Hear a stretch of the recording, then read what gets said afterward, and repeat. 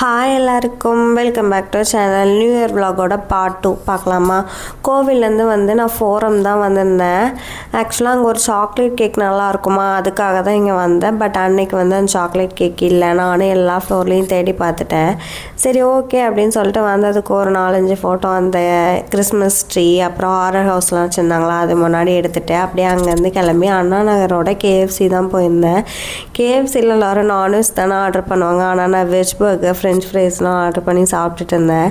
எல்லோரும் என்ன ஒரு மாதிரி பார்த்தாங்க. இருந்தாலும் என்ன பண்ணுறது, நம்மளுக்கு என்ன பிடிக்குதோ அதை ஆர்டர் பண்ணி சாப்பிட முடியும். பட் வெஜ்ஜு ஆல்சோ நல்லா இருந்துச்சு.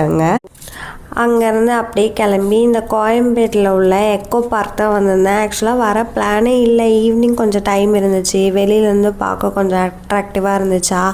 என்ட்ரியும் ஃப்ரீ தானே, ஆனால் எல்லா டைமும் இருக்குமான்னு தெரில. பட் அன்றைக்கி ஓப்பனில் இருந்துச்சுன்னு சொல்லிட்டு வந்தேன். ஈவினிங் டைமில் கொஞ்சம் நல்லா ரிலாக்ஸ் பண்ணணும், கொஞ்சம் சூதிங்காக இருக்கணும், அமைதியாக இருக்கணும், க்ரீனரியாக இருக்கணும், ஜிம் பண்ணணும், கிட்ஸ் எல்லாம் இருக்காங்க, ஒரு ப்ளே ஏரியா வேணும், வாக்கிங் போகணும் அப்படின்னா இங்கே கண்டிப்பாக வரலாம், கண்ணை மூடிட்டு வரலாம். ஏன்னா நிறைய குட்டி குட்டி செட்டப்ஸாக பண்ணி வச்சுருக்காங்க. பட் க்யூட்டாக இருக்குது, பெரிய எஃபர்ட் எதுவுமே இல்லை. பட் இருந்தாலும் பார்க்குறதுக்கு நீட்டாக அழகாக இருந்துச்சு. அதுக்கப்புறம் அந்த போர்டெல்லாம் ஃபாலோ பண்ணி நான் போயிட்டுருந்தேன். இந்த வீடு செட்டப்பெல்லாம் பார்க்கும்போது எனக்கு ரொம்ப ரொம்ப பிடிச்சிருந்துச்சி. ஃபோட்டோ எடுக்கிறதுக்கு தான் வச்சுருக்காங்க போல் அப்படின்னு சொல்லிட்டு நான் நிறைய ஃபோட்டோ எடுக்கலாம் அப்படின்னு சொல்லிட்டு போயிட்டு இருந்தா. அதெல்லாம் வந்து ஆசனாஸ் பண்ணுற இடமா. எல்லாம் அந்த ஈச் வீடு செட்டப்புக்கு பின்னாடி இந்த மாதிரி டெக்ஸ்ட்டு வித் ஆக்ஷன்ஸோடு கொடுத்துருந்தாங்க. அதையும் அப்படியே பார்த்துட்டு அப்புறம் இந்த அக்குபஞ்சர் ஸ்டிமுலேஷனுக்காக ஒரு ஏரியா கொடுத்துருந்தாங்க. அதையும் வந்து பார்த்துட்டு இருந்தேன். அங்கே எல்லோரும் நடந்துட்டும் வர இருந்தாங்க ஸ்லிப்பர் இல்லாமல்.